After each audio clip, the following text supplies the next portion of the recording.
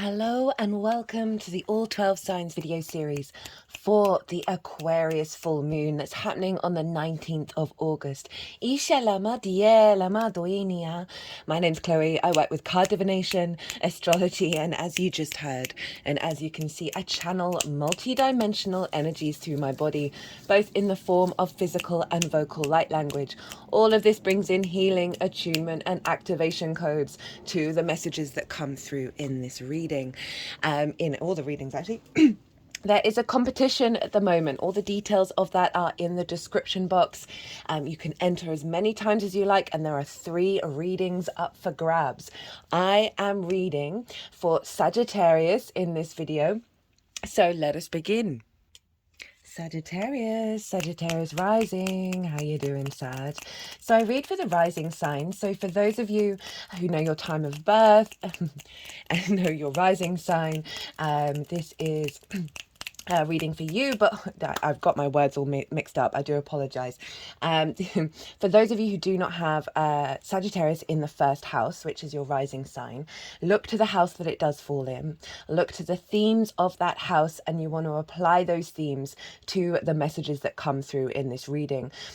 So whatever the themes of that house, whatever meaning you've got going on in that sign, add it to the messages, because it will be as if that Sagittarius energy has now moved to the first house. So the astrology that I'm going to be breaking down for the rising sign will still link in. You just got to add on your natal chart meaning on top of it. Now, just want to say that there's a reason why I've been pre-shuffling the last 2 transits. I've had something quite dramatic happen. A cat has gone missing. I've had to focus my attention on that. It's been quite, or going through all lots of different feelings of intense feelings, and just really being very mindful of my energy. So that's why I'm pre-shuffling. And regulars, you know, that's not usually my jam, but the readings that I do tend to be over an hour long, and I'm just trying to keep these shorter to respect myself, but also with the complete desire and intention to want to get these messages out for everybody. There is a collective reading. That's always the first reading out, where I break down the astrology in way more detail. And that's how all the celestial bodies are talking to each other at the exact time of the full moon, that forms a harmonic blueprint that we then work with over the next 6 months. So if you want a deeper dive of this moon, and this moon is wild, and I will touch on the major themes in this reading. This week, and this moon is the most of the year, right? And so there's so much going on, and Sagittarius, of all the signs, you are magnifying this energy. So let's get into it. Sagittarius rising, where is this full moon happening for you? It's happening in your 3rd house. This is the moon's favorite place to be. She loves being in the 3rd house. The 3rd house is the house of the goddess. This is where we bring our big picture philosophies of the 9th into our day-to-day. This is how we, kind of walk our talk, bring meaning into our day-to-day. I love the 3rd. I think it's really crucial to our existence on this planet, of, really focusing on the little details, the little things that bring us meaning, and magnifying that and amplifying that in our day-to-day practices, right? It's the things you do on a day-to-day basis. It's your local community. It's your environmental frequency, and also the lens in which you communicate through. So wherever your Mercury is where the focal point of the information that you're drawn to, what you like to talk about. Now, the 3rd house is the lens in which you do that, which is Aquarius, which is very egalitarian, very sort of zoomed out, bigger picture energy. And so you've got the moon in a really favorable position, activating a very powerful alignment in the way that you communicate, and also how you find meaning in the day-to-day. And so this moon is wild on so many reasons. This is the sun and the moon are squaring Uranus over in Taurus. This is big, sudden changes. This is an activation of your soul path in alignment with your intuition, your needs, your nourishment, the moon, and your vision, your clarity, your animation of the sun. You've got Taurus over in the 6th house of how you work, right? How you take care of yourself, your physical health, your routines. So there's going to be a liberation of some wounds, some blockages around you being able to put that into practice in the day-to-day. This is also you finding more so with the sun over in the ninth, and the sun loves being in the ninth house, so you've got a really strong full moon going on of your philosophies, your morals, your ethics, how you walk your talk, right? The lens in which you understand and figure things out, right? Perspectives is the key word for the ninth house. So we've got this full moon. Full moons can bring up triggers, always be mindful of that, because the sun is pouring the whole light on the moon, which is our unconscious body. So things can come up around a full moon in order for you to then work with them over the next 6 months. So to be mindful of that. But we've got this alignment between your vision, your clarity, your inspiration with the sun in the ninth, with the way that you're able to communicate that intuitively, with your perspectives and your needs being met, and they're coming into an alignment in the day to day. It's square Uranus. So there's something around you being able to implement new ways of understanding how you work in the world, right? It doesn't just have to be about work, it's just how you figure things out, which is the sixth, and then put that into practice. We've got a strong alignment around activating your capacity to do that on a day-to-day basis that fulfills your needs, being more intuitively in alignment with the way that you communicate. And so this is influencing a strengthening of your power of being the adult in the room, sixth house, of being able to work. So that's one of the major things that are going on. The other thing is all the mutable signs.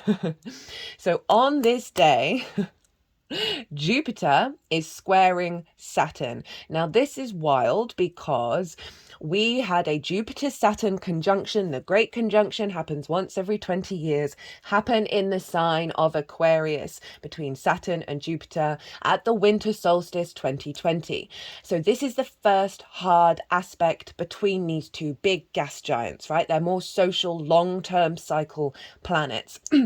And so this is hard aspects. They can have challenges, but they are about things being created in the 3D world, especially a square. Yes, it's ruled by Mars. Yes, it can bring about conflict, drama, frustration, winning at all costs. But it really, at the root of it, is building in the 3D. So we have Saturn square Jupiter.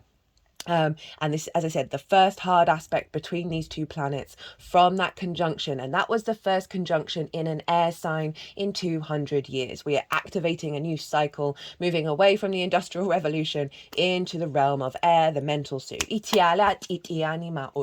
talk about this in the collective reading. I talk about all of this in the collective reading in such big detail. But the reason why I'm bringing it up here is because this is particularly significant for you. Because not only is Saturn squaring Jupiter, but Saturn is also squaring Mars, and Mars and Jupiter are both in the sign of Gemini, which is opposite your sign, Sag. This is the house of the other, right? This is your relationships on a one-to-one level, an intimate level, those important people in your life, be it a business partner, clients, your therapist, intimate friends, long-term committed romantic relationship, as well as your relationship with Source. Now, Jupiter and Mars conjunct one another is amplifying your capacity to take action from a place of wisdom when it comes to your one-to-one, understanding of who you are in regards to the one-to-one, as well as bringing in healthier relationship actions that facilitate longevity, because it squares Saturn in your roots and your foundations, your fourth house of your ancestors, both blood and soul lineage, your root system, right? We need a strong root system for our tree to grow. I see a tree in the center of the natal chart. It is your parental figures, the roof over your head, your private life. I've done a lot of Saturn in Pisces transit series, so if you want to go check those out, they're all in their own playlist. And so there's a sense of responsibility and duty when it comes to your home life, when it comes to your ancestors. You're making sure that your root system is strong and supportive of your growth over the next 30 years, because Saturn makes a 30-year cycle round the zodiac. And so we've got this energy from the first squaring that. I can see a heightened connection through your instinctive actions, Mars, and the wisdom that you're gaining from Source in regards to your connection to your ancestors and getting a lot of support that way. I can see a realignment around love languages that are linked into commitment and intimacy and you know, that deep connection. If you've had any wounds from your parental figures, from your ancestors, I can see a completion of a particular part of a cycle. You may find, you know, if you've got a partner, if you've got a business partner, you may start working from home more, you may start wanting to move in together. These sorts of things can show up with this full moon and this alignment. Now, Venus is over in Virgo, opposite Saturn and squaring Mars and Jupiter. All the mutable signs, especially you, Sag, because if you've got stuff in Sagittarius, you are creating what's called a grand mutable cross. So Venus is up in your 10th house of your life purpose, your career, your reputation, your visibility, and this is all.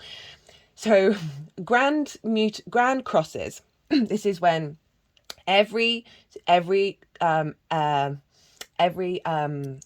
sign that is of the same modality is being activated. Now, because of this, you've got 1st, 4th, 7th, and 10th being activated. Yourself, your home, the other, your life path, right? Big houses, big angular houses, very significant. And a grand cross, in this case, it's a grand mutable cross, is you can feel like you're being pulled in lots of different directions around this full moon.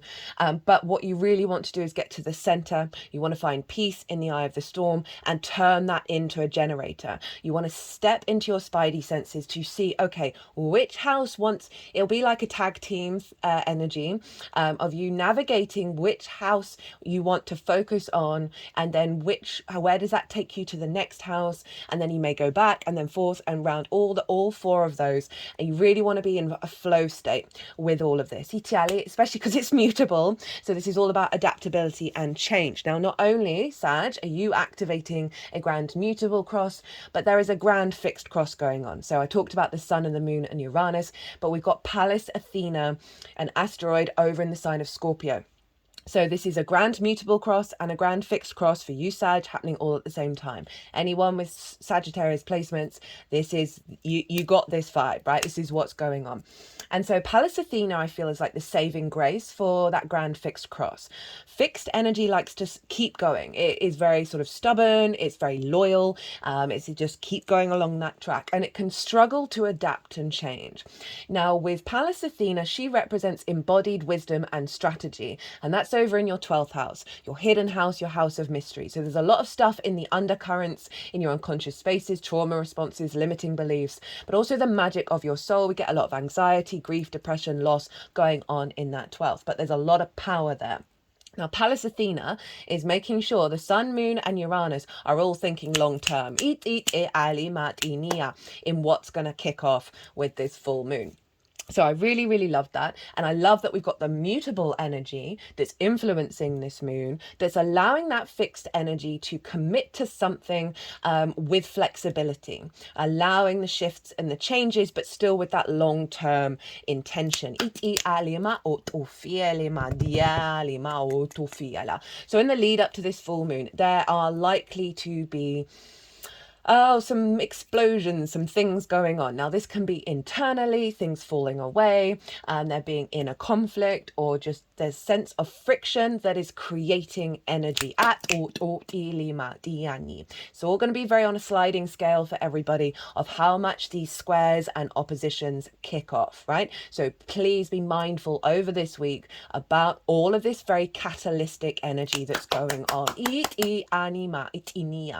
And the full moon itself is really getting you in alignment with the new timeline, because so much is being shaken down. So we have heightened intuition around your capacity to connect the dots, connect the synchronicities in your day-to-day, communicate with source, and bring in your perspectives. And more in alignment with you being able to communicate and walk your talk on a day-to-day with these perspectives. We have a trine with the North Node in Aries, and this is your 5th house of your creation energy. And so there's something around a healing of big wounds around creation energy, pleasure, joy, amusement, games, children, both figurative and literal children, inner child stuff, romance, dating, and love. So there's basically your whole chart is getting lit up. And the cardinal signs are being a bit quiet at the moment, but we've got, other than that, we've got all your angular houses, and then your all of the houses that are representing perspective.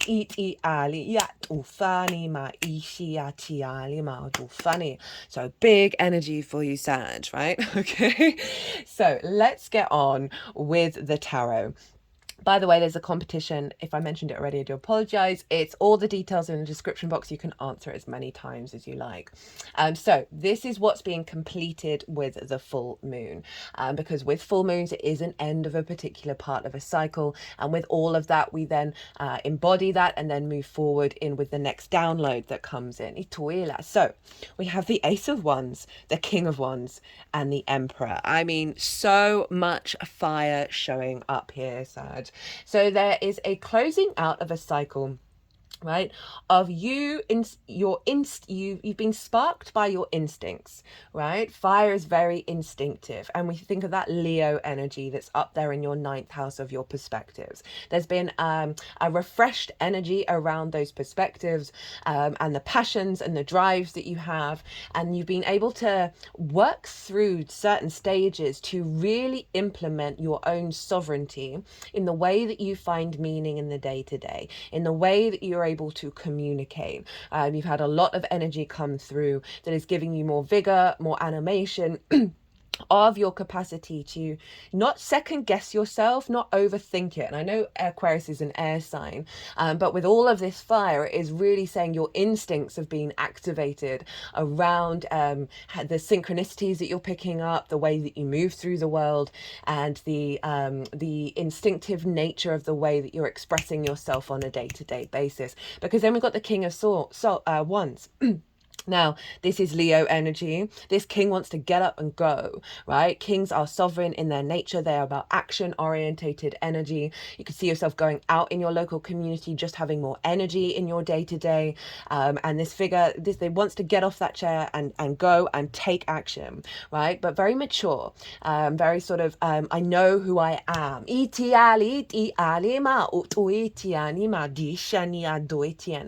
then we have the Emperor. So this is Aries energy. And so, but this is, if we just think about the card itself, this is the upgrade from the King of Kings. And this is the embodied wisdom of the experiences that you've been instigating over the last 6 months.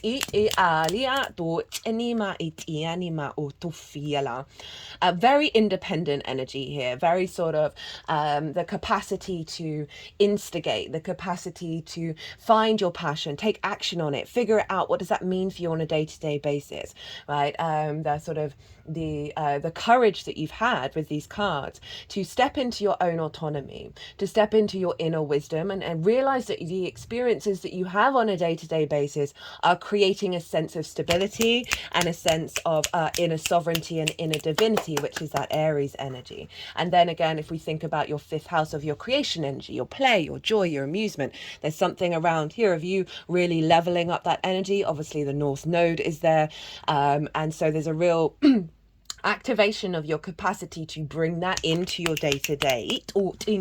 Love that, right? No difficult cards there, that you've gone through a cycle of real maturity around your fire energy. Obviously, Sag, you are fire. Your ascendant is fire. So there's your ability to embody yourself in the day-to-day. Now, with full moons, with all lunations, I see downloads. Downloads come in that we then work with over the next 6 months. That's taking us up to the Aquarius new moon next year. And so this is the download. This is the intention of the full moon that you're then going to be working with. So we have the 5 of Swords in reverse, the King of Cups, and the Chariot. So completely different energy, all fire. Now we've got swords and water, and this is the Cancer card. So adding on that water energy. So the 5 of Swords, this is for me the most difficult card in tarot. Is that zoom in? Oh, okay. Sorry guys. I thought it's just like a millimeter that then kicks it into gear, where it's not zooming in and out. So we've got the 5 of Swords. For me, it's the most difficult card in the tarot. Not the 10 of Swords, the 5 of Swords. This is about domination and subjugation. This is about the bully in the room and the victim mentality. And these two are entwined with one another. We are both of these things, right? Very rare. that the bully was not bullied. Very, very rare. But they've won the Three of Swords. So there's something around, this can be internal conflict of the mind, as well as external conflict. With other people, right? We're dealing with communication here. We're dealing with an activation of very important parts of your chart that you are then, all that mutable energy that you are then infusing into your day to day. So there's a real shift and change going on that is calling you to keep calm, keep focused. When, think of all those squares. When conflict's coming up, this is getting you to recenter back to your sovereignty. Oh, no, sorry, I'll put that around the other right way. Back to your sovereignty of the Emperor. Just because this is completed doesn't mean that that energy is not around anymore. So this is almost like the next level test. This is calling you to contemplate and work out, okay, how can I express things that comes from a place of peace, but is still expressing my autonomy. Because there's a lot of release here around wounds with the other and the home, right? Things we may have picked up from our parental figures, from our ancestors, in the way that we express ourselves. There's also that inner dialogue. We've got this Ten of Swords at the bottom of the deck. And this is a completion energy. This is the end of a cycle of feeling immobilized, the end of a cycle of perhaps ideas, constructs, preconceptions, immobilizing you and almost betraying you in this incarnation. That's at least how our conscious mind processes it. This can be very karmic. They're all along the spine. Leo rules the spine. This is obviously swords. So there's an end of perceptions, Leo, that have blocked your ability to move about your day to day from a true place of love and open-heartedness and that warmth of Leo.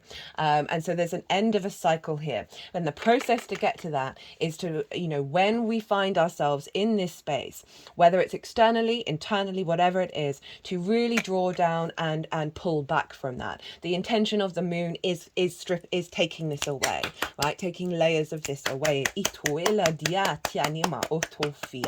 But often I find it then brings them up in order to do that. We've got the King of Cups in the Chariot.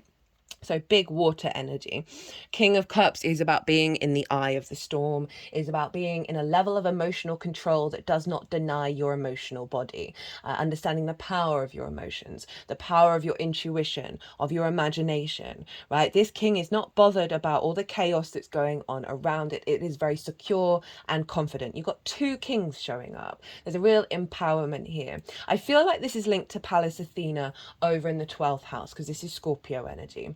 There's a release here that is allowing that freedom. Remember Uranus, to help break out of distortions that have impacted your capacity to be that calm, be that stillness, while still honoring your emotional body. And in the way that you communicate, heightened intuition coming through from the magic of your soul. You're just seeing a heightened connection to your intuition around how you're connecting the dots in your day-to-day, and just finding yourself more intuitively aligned in your actions for the way that you find meaning, the way that you move about your day. A really powerful card to show up. And I love that it's water, because, the air suit and the fire suit, very yang in nature. They can be all about action and all about, sort of sidestepping those feelings, right? And so this is really saying, no, you're not ignoring that anymore. You're in your power around that. And that is adding on the strength of what's come through with the Emperor, of there just being a level of balance within your emotional body that is opening up space for you to move through your day-to-day with victory, right? This is the Chariot. This is the Moon's card. This is Cancer's card. And that is over in your 8th house of relationship dynamics, and also your relationship with the outside world's resources. And we can have scarcity complexes, we can have codependency, and all of that energy. I see a heightened intuition because your Cancer rules your 8th, so therefore the moon, wherever your moon is, influences the 8th house. And so we've got the moon here in the 3rd of your capacity to be more intuitively in alignment with your interaction with the outside world. So this figure isn't trying to control life, isn't trying to control where they're going. They understand that every moment in their life has been a resource to help them move through the world with victory. There are no reigns. There's a release, there's a flow, there's a balance of yin and yang. This is also a victorious card, but it does represent movement. So we've got that 3rd house of your day-to-day, and then the 8th house of Cancer with your interaction with the outside world and the resources of that. So there's some flow coming in around that I feel is just giving you some more confidence, perhaps less being so having Cancer in the 8th can kind of mean that you give away your emotions to the outside world, like your emotions aren't yours. And there's something about reclaiming that power with these 2 cards, where you are not being distorted by the group think. Those perspectives, that Leo energy, that big heart energy isn't being, and your application of it in the 3rd is no longer being distorted by the fear matrix. Eat, and that's that 10 of Swords. Eat. So how to amplify and work with the intention and manifestation of this moon. We have the 5 of Pentacles, your 3rd king, the King of Swords. This is Aquarius energy. The Knight of Cups. I love this with the King of Cups, and the Sun. So this is calling you to muse on the 5 of Pentacles, right? The isolation, the feeling left out in the cold, run down, not connected to source. They're outside of the church, but so in that framework that, there's perhaps a door that they can go into that they can't even see it, right? I talked about that 8th house where Cancer is. And this is about, and so often with the outside world's resources, we can be in a sense of scarcity where we've not felt supported. We've not felt like we've got the resources that we need in the material plane, not got the support from relationship dynamics. Ima, this is calling you, because it's in the upright, it's calling you to reflect. What does this mean to you? What's at the root of this? Remember, Saturn is over in your 4th of your roots and your foundations. So there's something about working through this energy with the King of Swords. Right, the King of Swords, again, another king, sovereign in their nature, this capacity to take action from a place of clarity through transformation, right? So there's a real sense of, when you contemplate this, you are going to get a lot of inspiration, a lot of visions around how that's affected your day-to-day, how that's affected the meaning that you get, how that's affected the way that you communicate from an authentic place, right? Is it something that somebody said to you that then means that curtails and restricts and puts you in a sort of withdrawal mode in the way that you express yourself? So it's calling you to really reflect on this. And then see what visions come through, see what inspiration comes through for you to then implement. Maybe it's about you then having a vulnerable conversation with somebody, or writing it out and burning it. Always be safe with fire, with that air and fire combination. This is you just getting, because you're working through this, more and more strength within your empowerment and your sovereignty of your mind, right? Of the meaning that you see. The clarity, the real reality, the real magical reality, rather than that of this. That the universe is abundant. We then have the Knight of Cups and the Sun. I love that you got the King of Cups as like the intention of this moon, and then the Knight of Cups of how to work with it. Because the Knights embody their suit. They embody the element, right? This is the true romantic of going through life, following your flow, following your emotional body, your intuition, following love, right? The rose-tinted spectacles in the best possible way. This is calling you to step into the Knight of Cups, to move about your day with more flow, with more emotional resonance, with more intuition, with seeing the love, embodying that love in your actions, in embodying that in the way that you communicate. And this is going to amplify your capacity to really tap into that King of Cups. And it's going to create a generator. Even though the moon is in Aquarius, which is ruled by Saturn traditionally, which is what I work with. Saturn's in Pisces, ruled by Jupiter. Jupiter's in Gemini, ruled by Mercury. Where's Mercury conjunct the Sun over in Leo? It's the day of the cazimi of the Mercury retrograde. Forgot to mention that. Yet another absolutely massive thing that's going on. And this is when we get downloads, activations, clarity around what the retrograde's all about. But the Sun is essentially ruling the whole of the chart. So those perspectives, that big heart open space of Leo, that warmth, this moon is being influenced by that Sun, of bringing that into the day-to-day, right? Aquarius can be a bit detached. I have an Aquarius moon. This is happening around my moon. It's a real zoomed out big picture that can then forget the emotional body. So I really love that this is showing up to bring that into balance. And then the Sun, hello. Find that joy, find that freedom, the illumination, the light. Follow the light, follow the sunshine in the little moments in your day-to-day, right? I cannot stress how I feel that third house is the crux of us cracking the code. It at inima or it inia. I do the washing up before I do every reading every day. I do it first thing in the morning, and I get in such a flow state. I find so much satisfaction, so much meaning from it. It's very cleansing, obviously, and it's those things. It's those mundane things that we need to really step into this, rather than seeing them as a bit sort of basic and a bit sort of humdrum, right? We need to shift that perspective. So you have 2 oracle cards.